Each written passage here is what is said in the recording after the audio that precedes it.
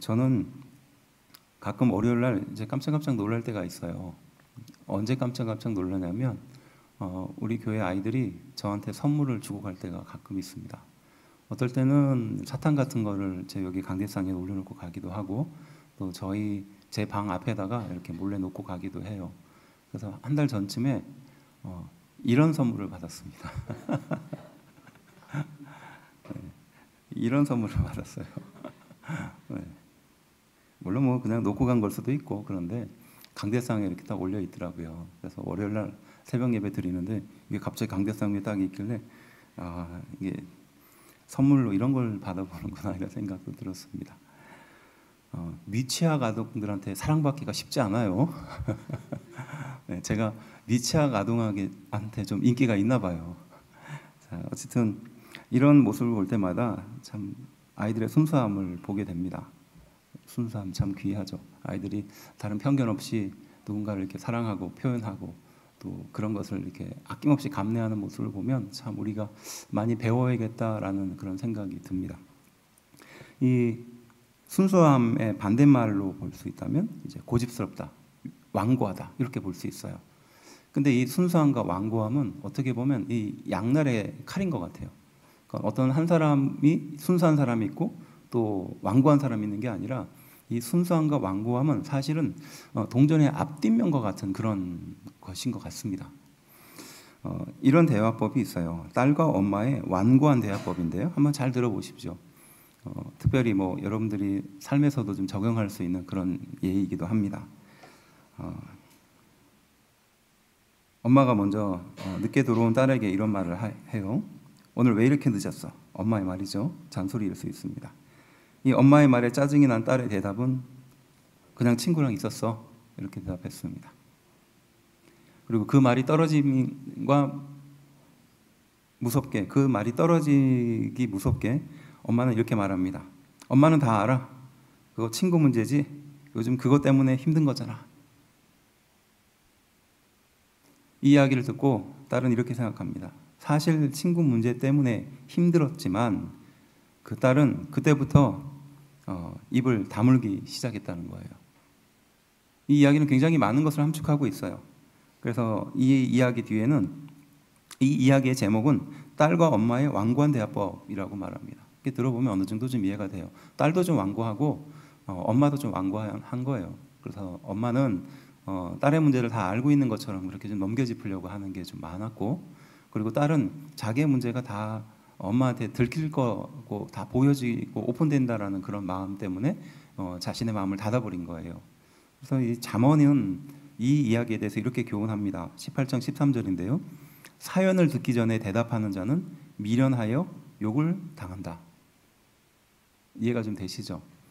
그래서 저도 저희 딸하고 대화를 하지만 제가 좀 넘겨짚은 것이 많지 않았을까. 그리고 그게 맞다 하더라도 그 넘겨짚는 그것 때문에 사실 딸은 마음을 닫을 수도 있겠구나. 그리고 우리가 한 사람의 인간으로서 누군가 나의 어떤 치부나 잘못을 이렇게 알려고 하거나 안다라고 생각하면 그 순간부터 마음을 닫게 되는구나. 이게 어떻게 보면 딸도 완고한 거고 엄마도 완고한 거고 이걸 다양하게 적용할 수 있습니다. 우리가 살고 있는 삶의 현장에서도 적용할 수 있겠죠.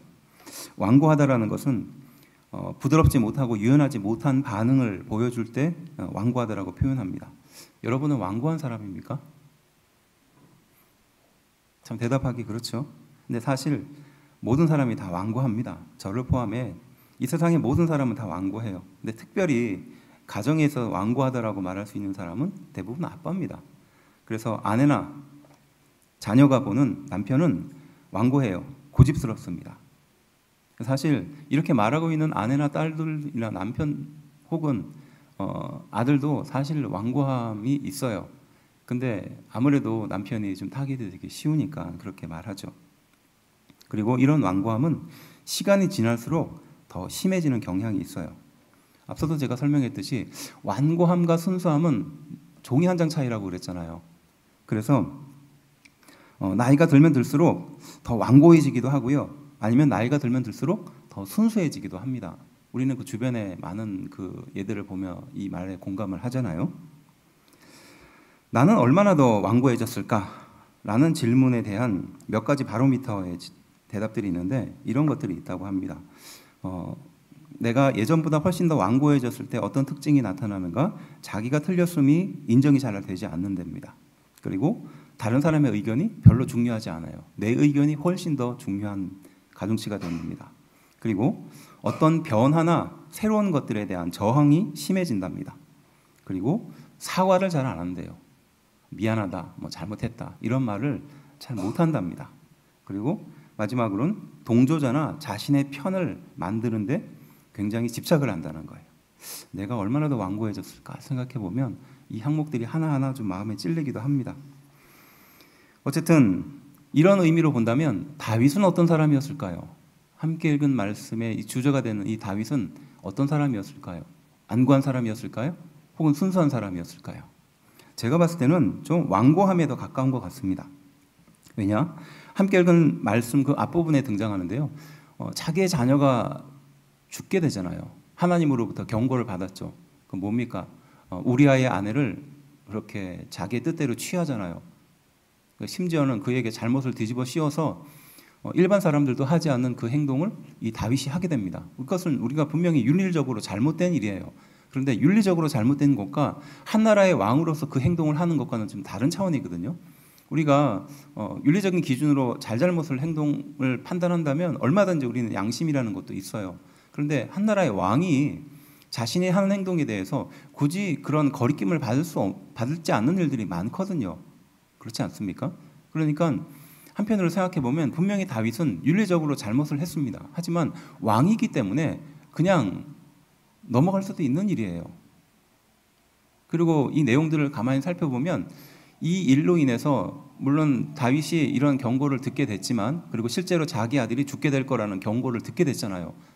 그런데 그 이후에 그 밧세바 그러니까 우리아의 아내를 다시 원래 회복시켜준다든지 그에게 일정 부분의 배상을 지급해서 원래 자리에 돌려준다든지 이런 행동이 없어요. 그러니까 왕으로서 그 자신의 부하의 아내를 뺏는 것은 굉장히 윤리적으로 옳지 않지만 왕 스스로는 그것을 별로 양심의 가책을 느끼지 않을 경향도 좀 있었다는 겁니다. 어쨌든 이 다윗은 굉장히 완고한 사람이었어요. 자녀가 자기의 잘못 때문에 죽게 될 것이라는 이야기를 듣고 이 세상에 가슴이 무너지지 않을 부모가 어디 있겠어요. 그래서 하나님께 전적으로 매달립니다. 그런데 그 매달리는 과정이 어땠느냐 하면 일어나지도 않고 더불어 먹지도 않고 주변 장로들, 그러니까 원로들이 있었겠죠. 이 사람들의 권면도 절대 듣지 않았어요. 17절과 18절에 나오거든요. 그러니까 하나님께 이 죄를 지음으로 인하여 받게 될 징계를 해결하기 위해서 하나님께 불쌍히 여김을 받기 위해서 전적으로 매달리는데 그 매달리는 방식이 어떻게 보면 좀 극단적으로 매달린 거예요. 그래서 말씀 17절과 18절은 일어나지도 않고 대화도 하지 않고 심지어는 원로들이 찾아가서 그렇게 하면 안 된다라고 했는데도 절대 듣지 않고 자기만의 방식을 고집해서 하나님 앞에 매달렸던 겁니다. 물론 그것을 선하게 보고 의롭게 볼 수 있지만 사실은 이 구절들이 말하고 있는 것을 따라가 보면 결국 이 다윗이 얼마나 완고함을 갖고 있는가도 잘 알 수 있는 겁니다. 자신의 죄를 나단 선지자에게 지적을 받자 다윗은 반응합니다. 내가 여호와께 범죄했다. 12장 13절에 나오거든요. 뭐 다른 말이 필요 없어요. 그 말을 나단 선지자에게 지적받자마자 내가 여호와 앞에서 범죄했다라고 아주 단촐하게 고백합니다. 이런 행동을 봤을 때 이 다윗은 굉장히 완고함과 동시에 또 순수함도 가지고 있는 사람 같아요. 이 잘못을 하나님의 말씀에 딱 비추어서 나단 선지자가 지적하자마자 내가 잘못했습니다라고 엎드리는 거예요. 물론 그 이후에 앞서도 말했지만 그 우리아의 아내에게 다시 이것을 원래 회복시켜 준다든지 그에게 보상을 한다든지 이런 내용은 담겨져 있지 않아요. 어쨌든 바로 인정하는 모습을 보면 그런 다윗의 순수함도 볼 수 있는 겁니다. 그렇게 보면 다윗은 완고한 사람인가 동시에 또 순수한 사람이었어요. 그래서 이 순수함을 볼 수 있는 대표적인 행동이 우리가 잘 알듯이 그 하나님의 거룩한 궤가 그 자리로 원래대로 돌아왔을 때 수십 년 동안 바깥에서 그 하나님의 그 궤가 떠돌았잖아요. 그리고 이제 그 궤를 마침내 예루살렘으로 가져온 그때 얼마나 기뻤던지 바지가 흘러내릴 정도로 춤을 췄잖아요. 그걸 옆에서 지켜보고 있던 하갈이 웃었다가 결국 하나님으로부터 저주를 받지 않습니까? 근데 그런 걸 보면 다윗은 정말로 순수한 사람이었어요. 또 일면을 보면 굉장히 완고한 사람이었습니다. 근데 결국 오늘 이 말씀에 비추어서 보면 다윗이 승리할 수 있었던 이유가 무엇일까? 다윗은 그의 인생 가운데 결국 하나님께 인정받고 그 모든 것이 평안하게 흘러갔었던 이유가 무엇일까? 저는 이렇게 봅니다. 하나님 앞에서 순수했기 때문인 거예요. 사람들 앞에서 순수하다 혹은 완고하다 이런 건 지금 중요한 개념이 아니에요. 지금 이 말씀에 있어서 그건 중요한 게 아닙니다. 내가 다른 사람에게 어떻게 비춰질까? 제가 지금 이것을 가지고 이야기하는 게 아니에요. 다윗이라는 한 인생이 하나님께 인정받고 그리고 큰 어려움 없이 축복 속에 살았던 이유가 있는데 그게 뭐냐? 하나님 앞에서 순수했다는 거예요. 하나님 앞에서. 그러니까 우리는 다른 사람과의 관계에 있어서 완고함과 순수함을 생각하기 쉬우나 다윗은 그게 중요한 게 아니었습니다. 하나님 앞에서 순수한 자기의 모습을 유지하는 데 애썼다는 거예요. 믿으십니까? 그러니까 다른 사람의 이야기나 다른 사람의 평가는 다윗에게 있어서 중요한 게 아니에요. 두 번째 문제였습니다. 제일 중요한 건 무엇이었을까요? 하나님 앞에서 순수한 모습을 유지할 수 있는가? 이것이 다윗에게 있어서 가장 중요한 질문이었고요.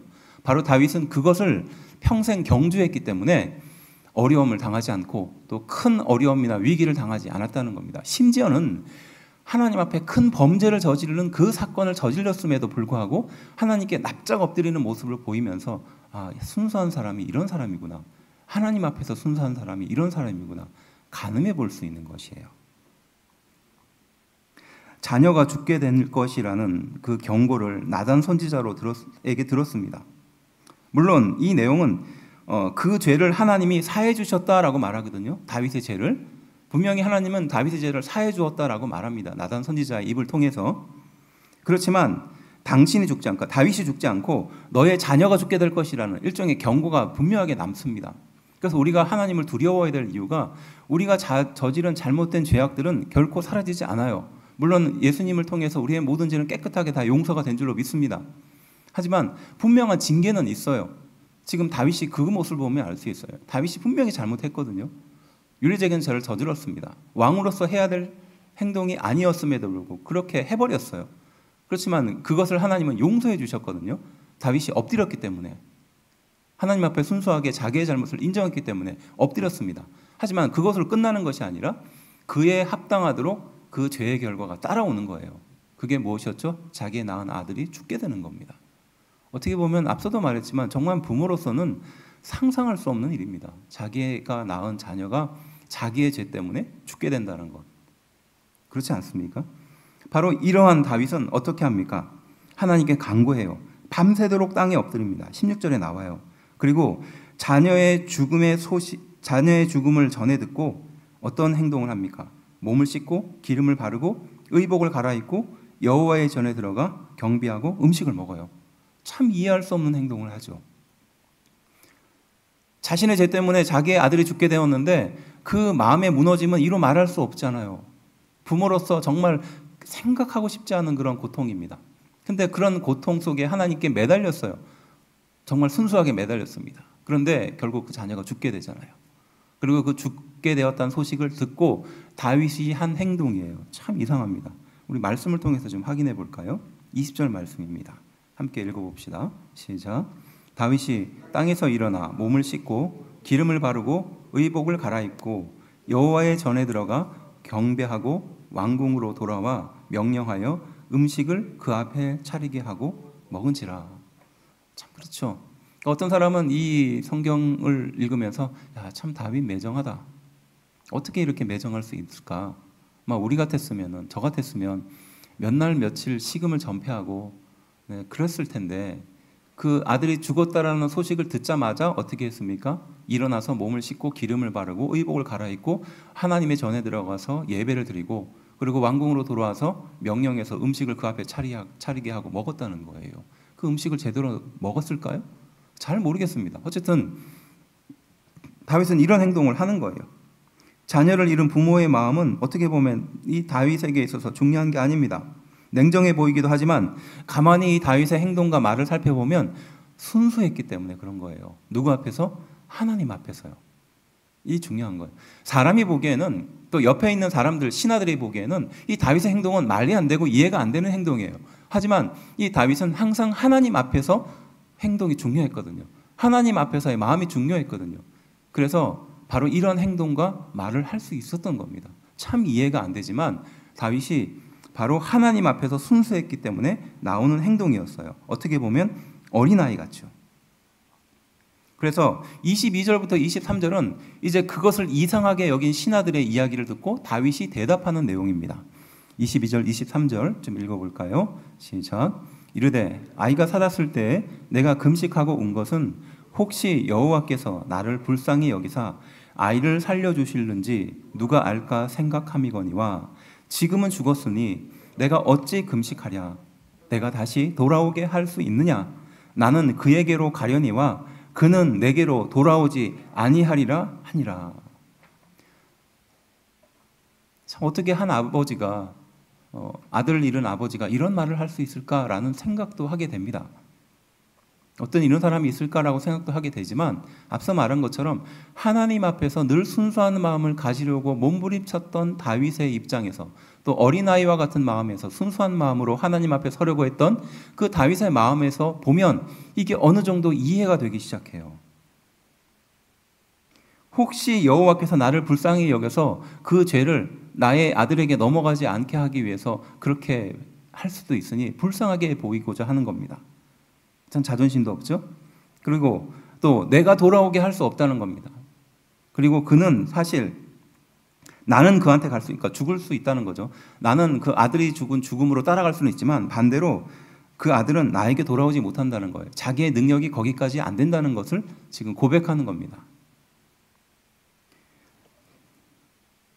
현실 인식과 더불어 하나님 앞에서 다윗의 태도, 순수함으로 정리할 수 있는 거예요. 순수함이 없었다면 이렇게 말할 수도 없었을 겁니다. 그래서 다윗의 순수함은 사람 앞에서가 아니라 하나님 앞에서 행했기 때문에 이런 행동과 말이 결과가 나오는 것이고, 그런 행동 때문에 하나님은 이 다윗을 내 마음에 합한 사람이다라고 칭찬하며 그의 인생을 끝까지 책임져 주는 것을 볼 수 있어요. 그래서 이 다윗의 말을 통해서 우리는 몇 가지 신앙의 중요한 원리를 뽑아볼 수 있는데요. 그게 무엇이냐? 자신의 한계를 철저하게 알아야 된다는 겁니다. 앞서 말했듯이 자기가 할 수 없는 것에 대해서 지나치게 마음을 두는 순간 그때부터 우리는 괴로움이 밀려드는 거예요. 그 사랑하는 아들이 죽게 되었다는 것은 너무나 가슴 아픈 일이지만 그 아들을 다시 살릴 수 없다라는 한계를 갖고 있거든요.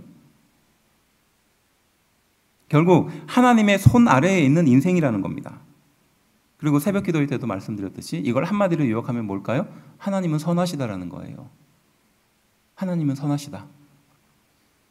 그러니까 하나님이 선해서 선하다라는 뜻이 아니라 하나님이 하시는 모든 행동과 말과 모든 역사는 선하시다라는 것을 인정하는 거예요. 한마디로 말하면 우리가 하나님의 편에 서기를 바란다는 거예요. 어떤 일이 있어도 어떤 인생에 이해하기 어려운 상황이 있다 할지라도 하나님은 선하신 줄로 믿습니다. 자신의 한계를 아는 것이에요. 또 무엇을 아는 것입니까? 하나님을 아는 거예요. 우리 인생으로 할 수 있는 것은 한계가 분명히 있어요. 하지만 하나님은 한계가 없는 분인 줄로 믿습니다. 그래서 자신의 잘못임에도 불구하고 엎드리고 회개했음에도 불구하고 혹시라도 하나님이 자기를 불쌍히 여겨줄까 그렇게 금식하고 매달리고 간절히 어린아이처럼 매달릴 수 있었는 거예요. 왜냐? 하나님이 어떠한 분인지 알기 때문에요. 말도 안 되는 것이라 할지라도 하나님은 어떠한 분인지 알기 때문에 다윗은 그렇게 하나님께 순수하게 매달렸던 겁니다. 그래서 저도 우리 성도들에게 힘들고 어려운 일이 있거나 도저히 감당할 수 없는 일들이 생기면 항상 권면하는 게 있어요. 뭐죠? 교회 나와서 기도하시라고. 1시간이든 30분이든 좋으니 정기적으로 하나님께 기도하고 매달리라고. 다른 이유가 아니에요. 매달린다고 하나님이 나에게 더 빨리 응답을 주거나 이게 아닙니다. 하나님을 알아야 되거든요. 하나님이 어떠한 분인지 알아야 하거든요. 그래서 하나님께 매달려야 할 이유가 여기 있는 겁니다. 그리고 마지막으로 하나님 앞에서 순수함을 유지할 수 있는 힘을 이 다윗을 통해서 알게 되는 겁니다. 그가 만일에 하나님 앞에서 순수함을 가지지 못했다면 아마 계산하고 파악하고 자기의 능력을 의지했다면 아마 자신이 저지른 잘못으로 인하여 큰 트라우마에 빠졌거나 혹은 그런 잘못으로 인하여 큰 어려움을 당했거나 아니면 하나님을 미워하게 됐을 겁니다. 아니 내가 이렇게 열심히 하고 최선을 다하면서 하나님 기뻐 받으시는 인생으로 살았는데 내가 조금 잘못했다고 하나님 내가 아들을 빼앗아갈 수 있습니까? 라고 하나님께 항변하고 따졌을 거예요. 다윗은 그러하지 않았었던 이유가 바로 하나님 앞에서 순수함을 유지하고 그 유지하는 힘을 기르고 알고 있었기 때문입니다. 그래서 이 하나님 앞에서 순수함을 유지했던 다윗의 반대 지점의 예가 성경에 등장하는데 그게 어디에 나오느냐? 히브리서 3장에 등장해요. 이건 시편의 말씀을 인용하는 건데요. 이스라엘 백성들이 하나님 앞에서 완고했을 때가 있어요. 대표적인 예를 들면서 너희도 이스라엘 백성들처럼 완고하지 말라는 의미에서 이 히브리서 말씀을 인용하거든요. 그래서 히브리서 3장 17절부터 19절 내용이 그것을 구체적으로 우리에게 교훈하는데 그들은 결국 광야에서 하나님을 시험했고 하나님을 거역했고 스스로 완고해져서 마음이 굳어졌다. 그리고 하나님은 그들로 인하여 더 이상 광야에서 인생을 마무리하도록 그렇게 인생을 마무리시켰다는 거예요. 히브리서 3장 8절 말씀인데요. 이렇게 말합니다. 광야에서 시험하던 날에 거역하던 것 같이 너희 마음을 완고하게 하지 말라. 이스라엘 백성들이 갖고 있었던 생각들을 광야에서 고난당함으로 인하여 하나님을 향한 마음이 순수해지지 않았던 거예요. 그리고 비교하고 불평하기 시작했던 겁니다.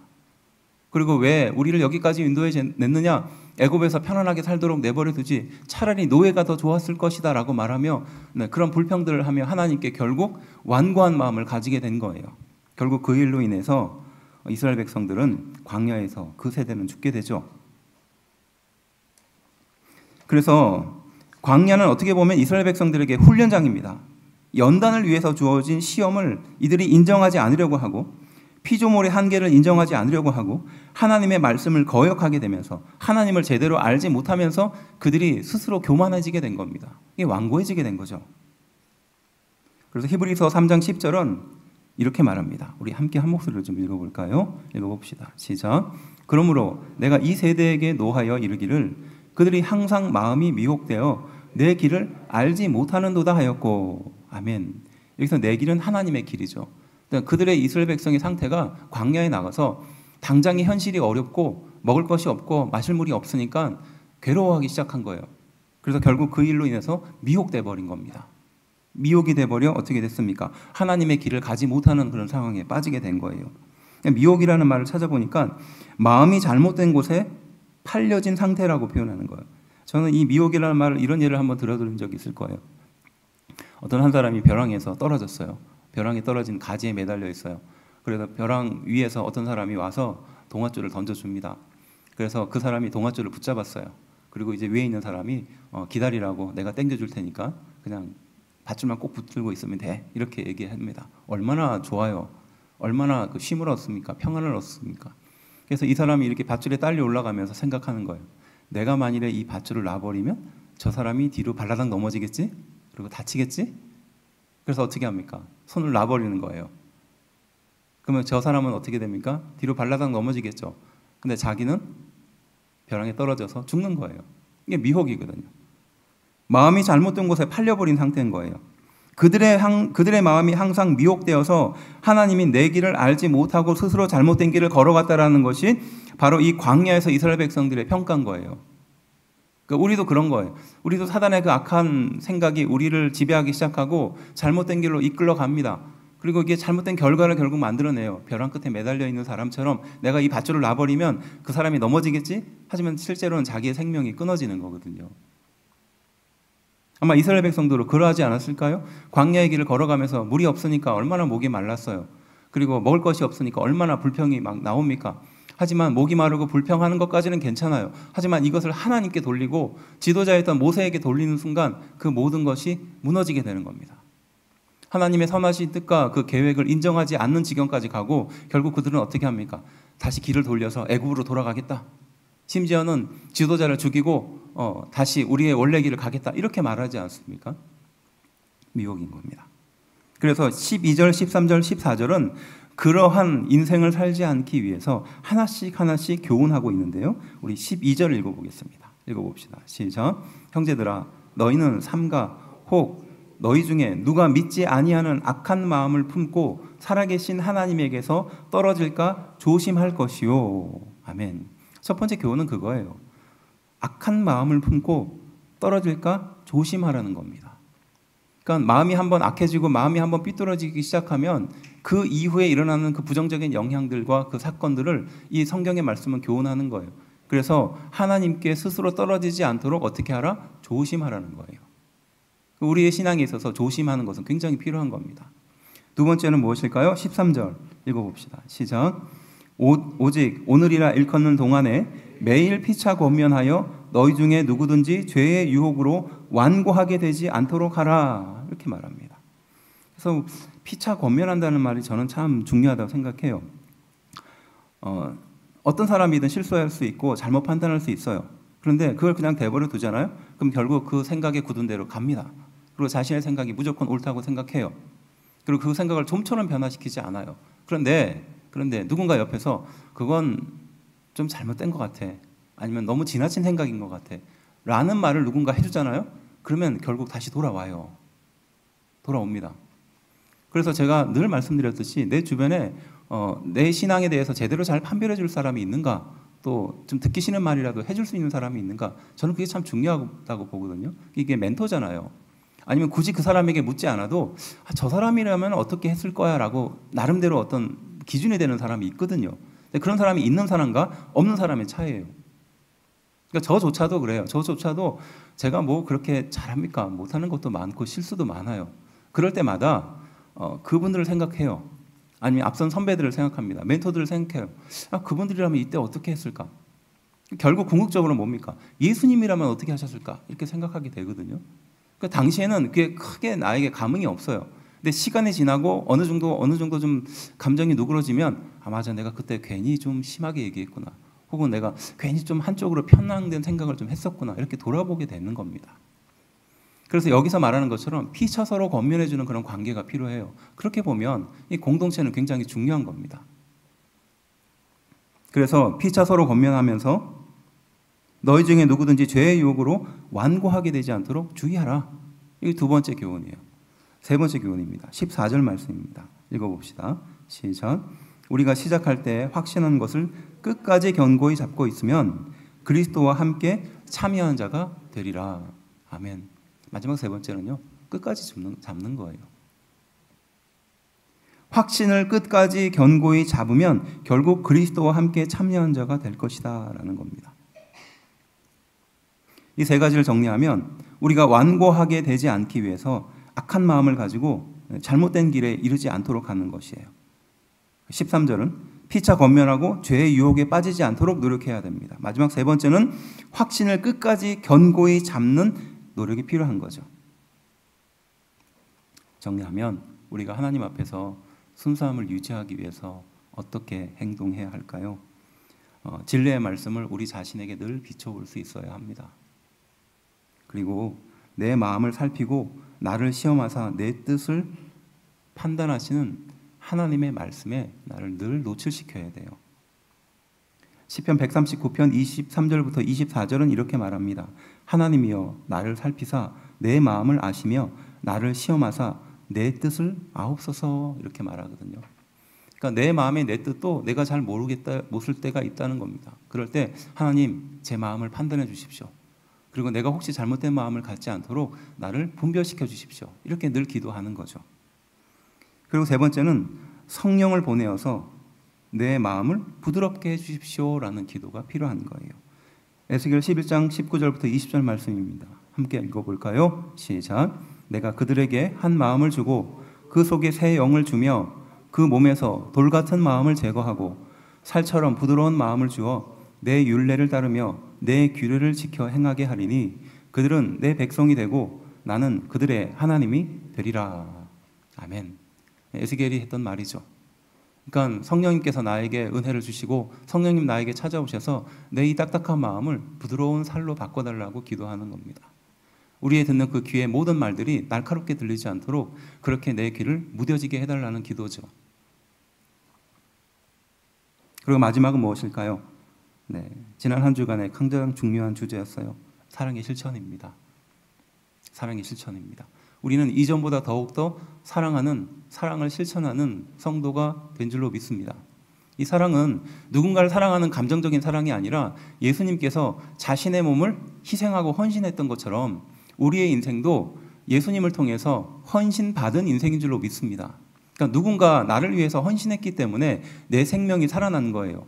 우리는 그 빚을 그대로 갚아서 다른 성도들에게 아니면 다른 영혼들에게 기꺼이 헌신할 수 있어야 되는 거예요. 여기서 사랑한다는 말은 감정적인 사랑하는 말도 표현하고 있지만 사실은 내가 타인을 위해서 기꺼운 헌신의 자세가 되어 있는가, 그리고 형제를 진심으로 사랑하는 마음으로 준비되어 있는가. 결국 교회라는 것은요, 또 예수 그리스도의 사랑을 실천하는 이 교회라는 것은 결국 한 가지로 요약될 수 있어요. 내가 아닌 타인을 위해서 헌신하고 희생할 준비가 되어 있는가예요. 믿으십니까? 그게 사랑인 거예요. 그게 하나님께서 우리에게 실천하라고 가르쳐준 사랑인 줄로 믿습니다.